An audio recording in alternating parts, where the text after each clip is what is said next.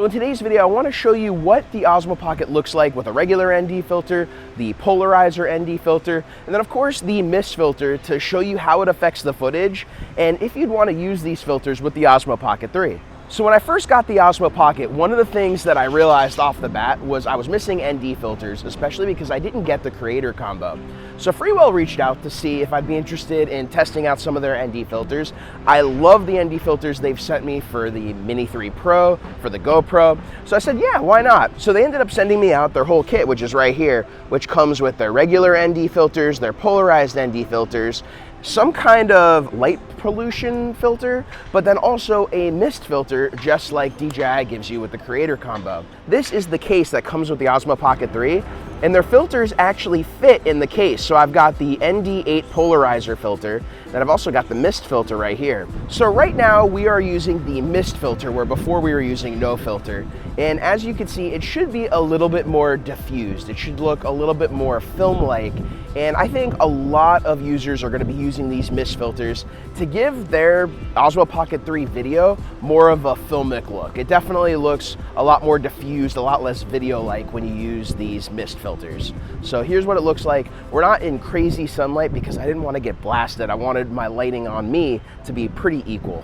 So now here is the Osmo Pocket 3 with the polarizer ND filter on.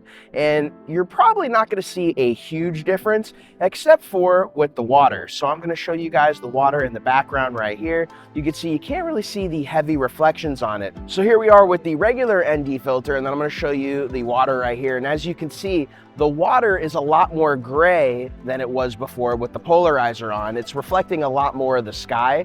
But if you don't need a polarizer, especially because right now I don't think DJI is really offering a polarized ND filter. And there's also a polarizer in here that has no ND if you just want the polarization feature. And now here we're back to using no ND filters whatsoever. As you can see from the water, it's still got that same issue where since it's not polarized, we're getting a lot more reflections. Now, I think a lot of users are probably going to use no ND filters if they don't care about, keeping their shutter speed to the 180-degree rule. So as you see right here, there is definitely a lot less reflection in the water than there is without using a polarizer filter, which is part of the reason why, at least with me, with my DJI Osmo case, since you can only fit 2 filters, I'm going to be using a polarizing filter and the mist filter as the 2 filters I carry with me all the time. Because obviously with that big case from Freewell, unless you have a big backpack, you're probably not going to bring that case with you everywhere. I bring my little, I call Manny pack with me, and I can only fit so much. I typically bring a camera, a lens, and maybe an action camera, and now it's been a camera, a lens, and the Osmo with me to do a lot more vlogging content. So I want to be able to just keep the 2 filters that I can fit in my little Osmo case. And I think the polarizing filter, it's going to be a huge hit with content creators, especially if you use ND8. That way, you can bring your ISO a lot further down. One of the things I haven't been able to figure out with the Osmo Pocket is what the native ISO is.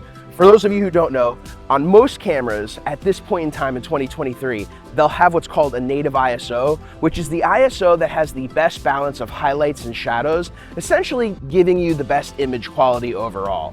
Now on cameras like my Sony FX30, the native ISO is 800. So if you film at 800, you're gonna have the best image quality performance at 800, though you may have a little bit more noise than shooting at a lower ISO. For me, I'd rather have the better image quality. On a small camera sensor like the Osmo Pocket, I don't expect it to be 800, but I don't know what it was because on the original Osmo, the native ISO was 100. So it may be 100, it may be 200. I'd love to figure that out. If you've heard anything, please let me know in the comments below. But I wanted to show you these filters from Freewell, so if you have any questions about them, let me know there as well. And until next time, my name is Geoff Fagien. I will see you in the next video.